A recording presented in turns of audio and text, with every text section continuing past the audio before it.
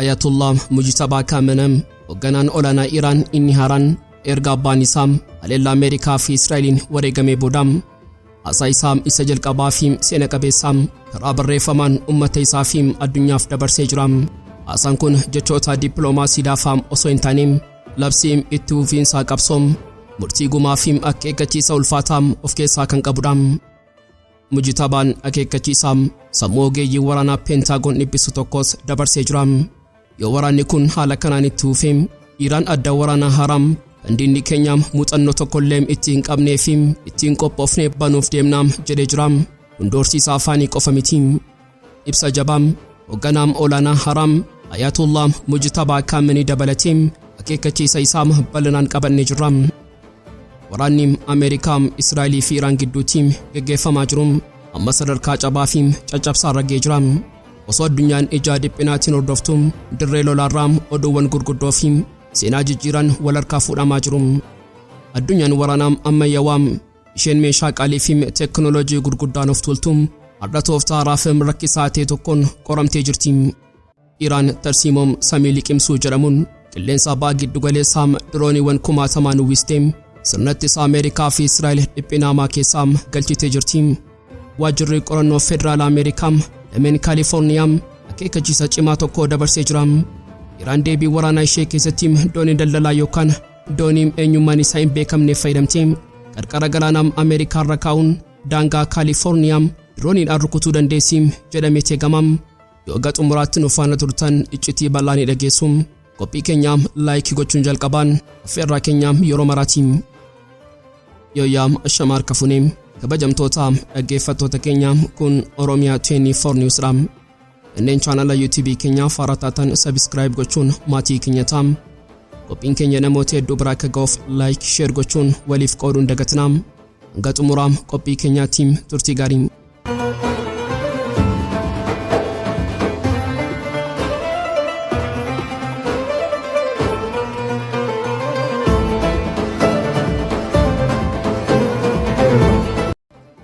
Osoo qilleensi baha giddu-galeessaa haara baruudhaaf dho'insa waraanaatiin ukkaamamee jiru Tiraan keessaa sagaleen haaraan kan gaddaa murannoo fi onnee sibiilaa walitti makee tokko addunyaatti dhaga'amee jira. Ayatullah Mujtabaa Khaamene'ii hogganaa olaanaa Iraan inni haaraan erga Abbaan isaa haleellaa Ameerikaa fi Israa'eliin wareegamee booda haasaa isaa isa jalqabaa fi seena-qabeessa karaa barreeffamaan uummata isaa fi addunyaaf dabarsee jira. Haasaan kun jechoota dippiloomaasii laafaa osoo hin taane labsii itti fufiinsa qabsoo murtii gumaa fi akeekkachiisa ulfaataa of keessaa qaba. Mujtabaan haasaa isaa kan eegale gaddaa'uun maddeen ture. Dhiiga abbaa isaa Alii Khaamene'ii isa waggoota 60 karaa Rabbii fi biyyaa irratti jihaada taasiseef ummataaf jajjabinaawwan dubbii isaa bane. Wanta addunyaa dinqisiise garuu iccitiin isaa xileedha. Hogganaa olaanaa ta'ee filatamuu isaa kan inni beeke gumaam ummata Iraan kamiyyuu TV biyyaalessaa irraa ta'uu isaa hime. Teessoo abbaa isaa fi Khomeenii irra taa'aa turan haaluun ba'a ulfaataa akka ta'e kan amane Mujtabaan reeffa abbaa isaa yeroo argee akkuma gaaraatti jabaatee fi irraafamne ta'uu isaa ijaan arguu ibse. Fuula isaa gara ummata Iraanitti naannessuun guyyoota dhiphinaa hoggansa malee biyyattiin dabarsite sana keessatti tasgabbii fi tokkummaa uummanni agarsiisee dinqisiifatee jira. Diinni keenya yeroo abbaan Kiyyaa wareegamu Iraan ni bittinnoofti jechuun abjootee ture. Garuu isin abjuu isaanii dura dhaabbattan jechuun uummata faarse. Humnaa fi jabinni mootummaa Iraan meeshaa waraanaa qofa osoo hin taane harka uummataa keessa akka jiru hubachiisuun uummanni hundi dhimma siyaasaa, hawaasummaa fi waraanaa keessatti hirmaannaa isaa akka cimsuus gaafatee jira.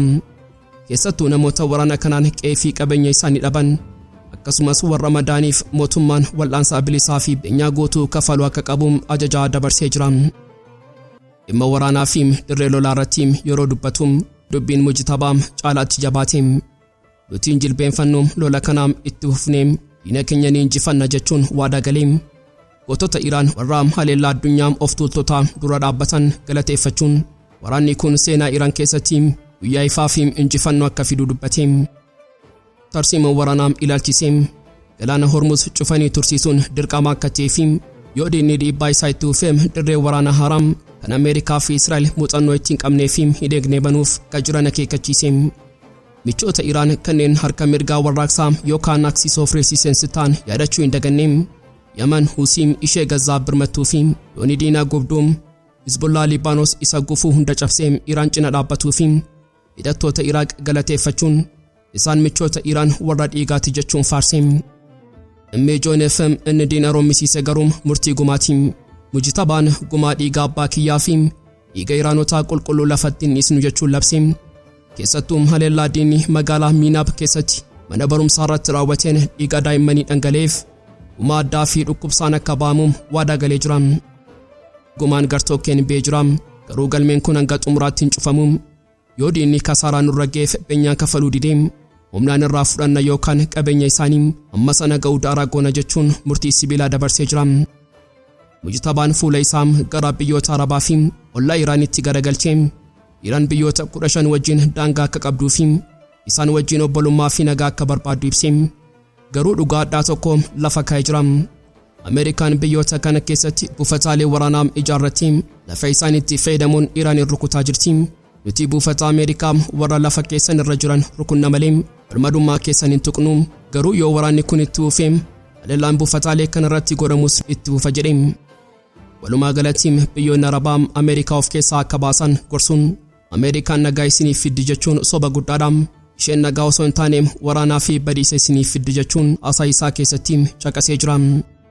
Haasaan Mujtabaa Khaamene'ii kun Iraan hoggansa haaraa jalatti caalatti kan jabaattee madaa ishee hidhattee lolaaf kan kaatee fi nagaa dhugaa yoo dhabdee baha giddugaleessaa guutummaatti ibiddatti makuuf of duubaa kan hin jenne ta'uu ishee addunyaatti mirkaneessee jira.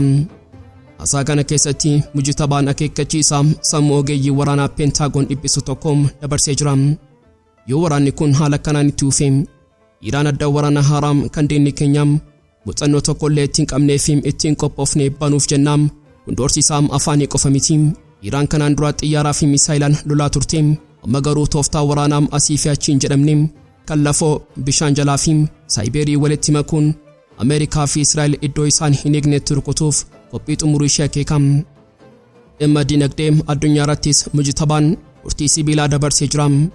Galaanni Hormuuz gootummaatti cufamee turuu qaba. Inni meeshaa dhiibbaa keenyaa isa guddaadha jedha. Iraan boba'aan addunyaa akka hin sochoone godhuun biyyoonni dhiyaa dhiphina dinagdee keessa galanii waraana kana akka dhaaban dirqisiisuu barbaaddi. Tiraamp galaana kana cufnaan nan guba jedhee yoo doorsise illee Mujtabaan garuu dhiibbaa kana caalaatti jabeessuuf murteessee jira. Osoo addunyaan keessattuu biyyoonni dhiyaa Iraan akkuma Venezuelaa kuftii sirni ishee ni bittinna jechuun abjootaa jirtu. Teeraan garuu dhugaa faallaa kanaa ta'e tokko lafa keessa jirti. Erga hogganaan olaanaa Ayatollah Ali Khamene'ii haleellaa Ameerikaa fi Israa'eliin wareegamee booda Iraan guyyaa muraasa keessatti ilma isaa Mujtabaa Khaamene'ii akka buusuun qaawwii aangoo hin jiru jechuun addunyaatti labsitee jirti. Xiinxaltoonni siyaasaa fi waraanaa gaaffii guddaa tokko gaafatu. Maaliif Iraan akkuma pireezidaantii Venezuelaa Nicolas Maduroon qabamee biyyattiin dhiphina keessa seente sana salphaatti kufuu diddee? Deebiin isaa sababoota gurguddaa sadii irratti hundaa'a. Tokkoffaan caasaa mootummaadha. Venezuelaa keessatti aangoo fi humni hundi harka nama tokko pireezidaantichaa qofa ture.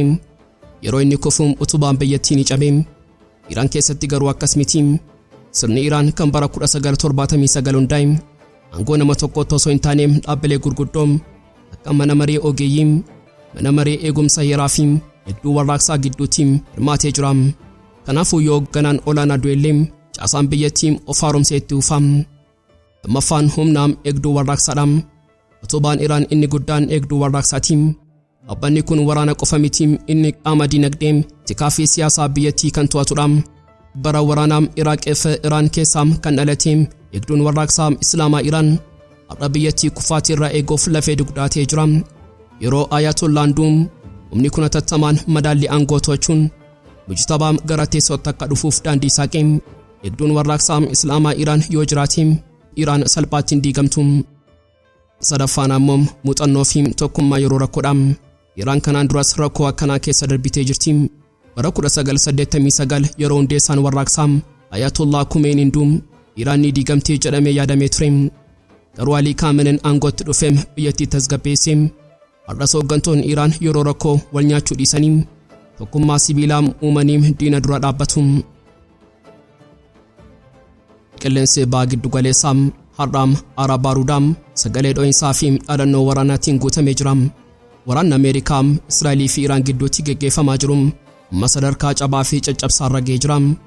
Osoo addunyaan ija dhiphinaatiin hordoftuun dirree lolaarraa oduuwwan gurguddoo fi seenaa jijjiiran wal harkaa fuudhamaatti jiru.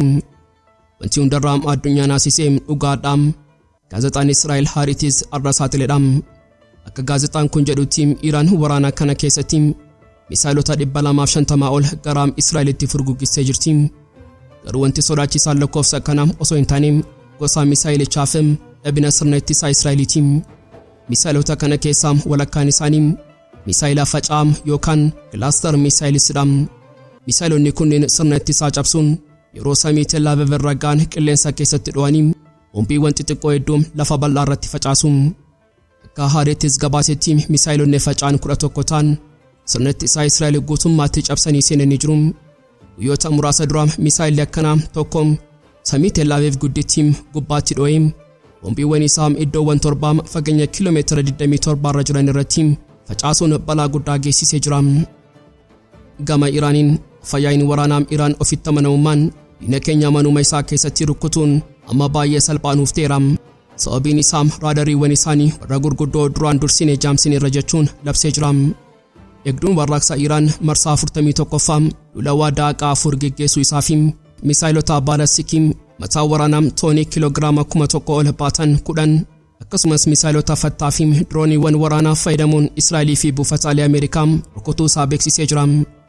Gama biraatiin Israa'elis harka maratti hin teenye raayyaan ittisa Israa'el biirtuu nuukileeraa Iraan isaa Xaaliqaan jedhamu kan Teheraan keessatti argamuu fi piroojeektii Amaad jala jiru rukutuu isaa ifa godhee jira.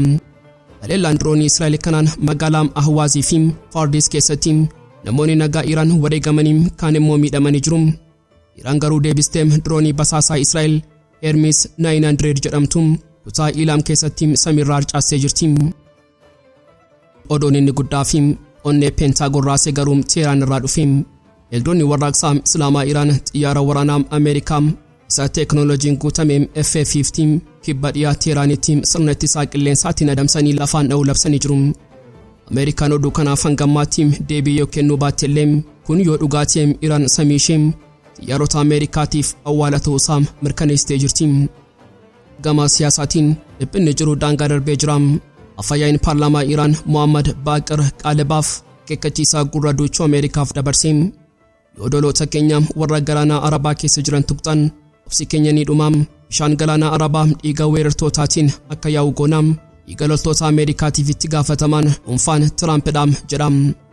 Dabalataan afyaa'in ministeera dhimma alaa Iraan Ismaa'il Baaqa'iin inni yeroo fedhetti waraana banee yeroo dhiphatu ammoo dhukkaasii dhaabbatu jechuu hin danda'u. Waraanni kun amma diinni keenya barumsa hin dagatamne argatutti itti ufa jechuun balbala marii cufanii jiru. Xumurarratti ajajni waliigalaa humna waraanaa Iraanii fi biirtuun kaatamal anbiyaa dhiigaa fi onneedhaan hoogganaa olaanaa haaraa Ayatollah Mujtabaa Khaamene'ii hirbuu yookaan mubaaya'a seenanii jiru. Hanga keenya dhumaatti hooggansa kee jalatti biyya keenya ni tiksinaa shira diinaa ni fashaleessina jechuun kakatanii jiru. Addunyaan waraana ammayyaawaa ishee meeshaa qaalii fi teeknooloojii gurguddaan of tuultu har'a tooftaa raafii rakkisaa ta'e tokkoon qoramtee jirti. Iraan tarsiimoo Samiin Liqimsuu jedhamuun Qilleensa Baha Giddu-galeessaa dirooniiwwan 1000 uwwistee sirna ittisaa Ameerikaa fi Israa'el dhiphinaamaa keessaa galchitee jirti. Xiinxalaan waraanaa fi miseensi tiraafikaa addaa waraanaa Ameerikaa duraanii Biriit Vilikoovich gaaffii deebii Fox News waliin taasiseen dhugaadhaa tokko saaxilee. Akka inni jedhutti Iraan waggoota dheeraaf tooftaa diroonii baay'ee samiirraa roobsu misaa'ilota ittisaa diinaa warra qaaleetaan fixachiisuu irratti leenjiteetti. Dirooniiwwan Shaahid kunneen teeknooloojiidhaan baay'ee xaxamaa yoo ta'u baatanis gadi jedhanii kan barrisan suuta kan deemanii fi kan abdiin kutannidha. Baay'inaan yeroo dhufan isaan dhaabuun rakkoo loojistikii fi dinagdee guddaa diina irratti uumamu. Inni murtoo ulfaataa fudhachuun misaa'ila miiliyoonaan lakkaa'amu diroonii rakka isaarratti dhukaasuuf dirqamam. Tarsiimoon Iraan asirratti hin dhaabbanne. Dhiyeenya kana Iraan fooyya'insa haaraa diroonii Shaahid 101 irratti gootee gara dirree lolaatti fiddee jirti. Fooyya'insi kun diroonicha mootoraa elektirikiitiin akka hojjetu taasisee jira. Kunis sagalee diroonichi qilleensarra yeroo barreessu dhageessisu guutummaatti balleessee akka bineensa callisaa ta'uusaa taasisee jira. Ogeeyyiin akka jedhanitti jijjiiramni qaamaa fi sagaleen kun diroonicha raadariin adda baasuuf baay'ee ulfaataa taasisa. wanti caalaatti Pentiigooniin naasise garuu sodaa daangaa Ameerikaa qaxxaamuredha. Waajjirri qorannoo federaal Ameerikaa dameen Kaalifoorniyaa akeekkachiisa cimaa tokko dabarsee jira.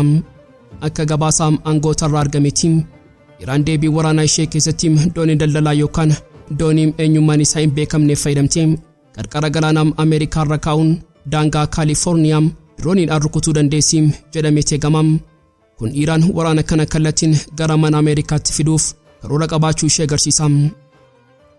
Eegaan kabajamtoota dhaggeeffattoota Oromiyaa 24 News qophii guyyaadhaaf qabannee dhiyaannee asumarratti goolama. Kanneen chaanaala YouTube keenyaaf haaraa taatan subscribe gochuun maatii keenya ta'aa. Qophiin keenya namoota hedduu bira akka ga'uuf like share gochuun waliif qooduun dagatinaa. Hanga xumuraatti waan nu faana turtaniif galatooma.